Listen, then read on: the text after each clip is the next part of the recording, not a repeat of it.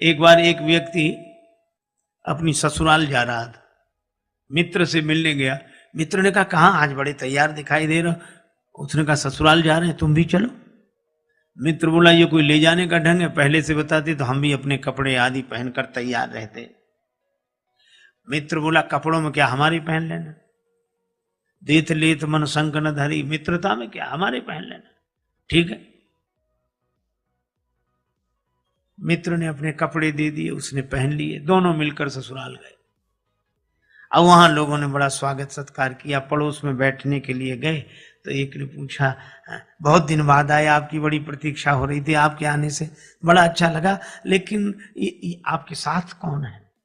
अब उन्होंने परिचय देना शुरू, हमारे मित्र हैं, बहुत अच्छे आदमी हैं। बोले कहां जा रहे हो, हमने कहा ससुराल। हमने कहा तुम भी चलो। बोले कपड़े नहीं, तो कपड़े भी हमारे ही पहने हैं। मित्र बहुत अच्छे। अब मित्र को बड़ा बुरा लगा, एकांत पाकर मित्र ने कहा कि मैं तो जा रहा हूं, तुम्हारे जैसा हमने आदमी नहीं देखा। लोग हमारे बारे में पूछते हैं कि कपड़ों के बारे में, तुम कपड़ों के बारे में काहे को बताते हो।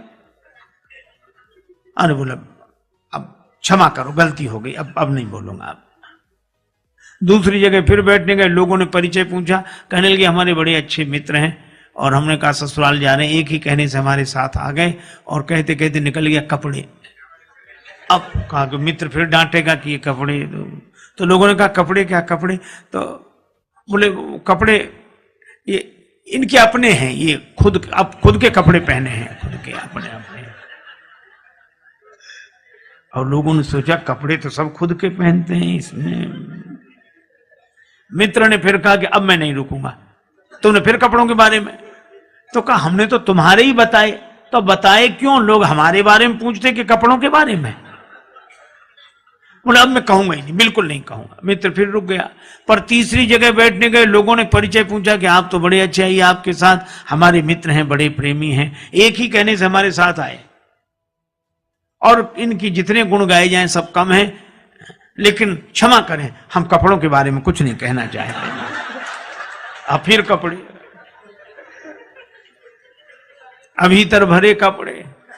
हम जो चीज खाएंगे डकार में गंध भी तो उसी की आएगी, तो भीतर जो भरा हो वही बाहर दिखेगा। निराकार हूं मैं न साकार हूं, भक्त की भावना से तदाकार हूं।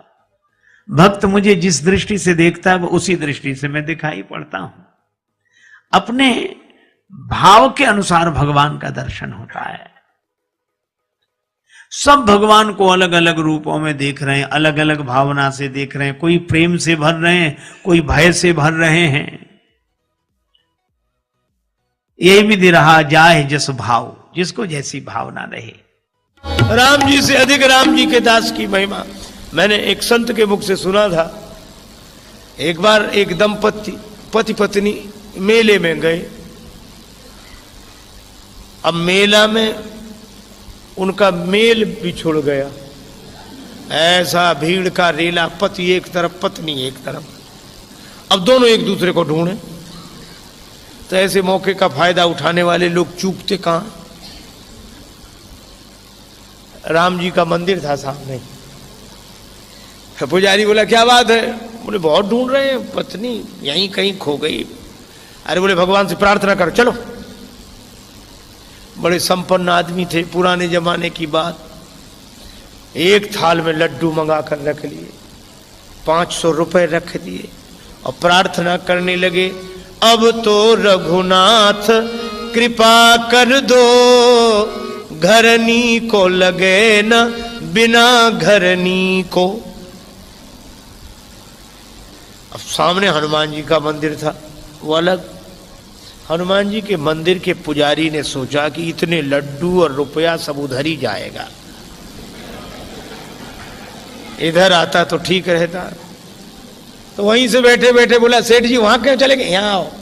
इशारे से बोला यहां आओ। सेठ जी थाल लिया वो इते, कर दे ये कृपा जो लला अंजनी को। हनुमान जी के पास ले आओ, काम बन जाएगा। कपिराज से प्रीत विनीत करो, फिर से मुख देख सको पत्नी को। सेठ जी बोले कैसी बात करते हो, हनुमान जी तो सेवक हैं, राम जी तो इनके स्वामी हैं, हम सीधे स्वामी के पास पहुंचे, सेवक के पास आने की क्या जरूरत है, राम जी कर सकते हैं सब कुछ। अरे बोले सेवक स्वामी की बात छोड़ो, अपने अपने विभाग की बात है, ये काम उनसे नहीं बनेगा। क्या क्यों नहीं बनेगा, राम जी सब कुछ कर सकते हैं तो मेरी पत्नी को भी खोज सकते हैं। हनुमान जी के मंदिर का पुजारी बोला कि जाने दो, तेरी त्रिया को मिलावे कहा, जो पतो न लगाए सके अपनी को। तुम्हारी पत्नी क्या ढूंढेंगे, उनकी भी खो गई थी तो यही गए थे ढूंढने। और उसने तो अपने मतलब के लिए तर्क दिया पुजारी, पर सेठ जी के मन में बात जम गई। हनुमान जी के मंदिर पर आए, सचमुच उनकी पत्नी भी आ गई वहीं दर्शन के लिए। सबके मुख से निकला कि भाई विनोद में ही सही, पर राम ते अधिक राम कर दासा। हनुमान जी की आज भी पूंछ है, लेकिन ये पूंछ है क्यों? क्योंकि जासु हृदय आगार बसई राम सर चाप धर। अभिमान हृदय में रखने वालों की पूंछ नहीं रहती, भगवान को हृदय में रखने वालों की पूंछ रहती है।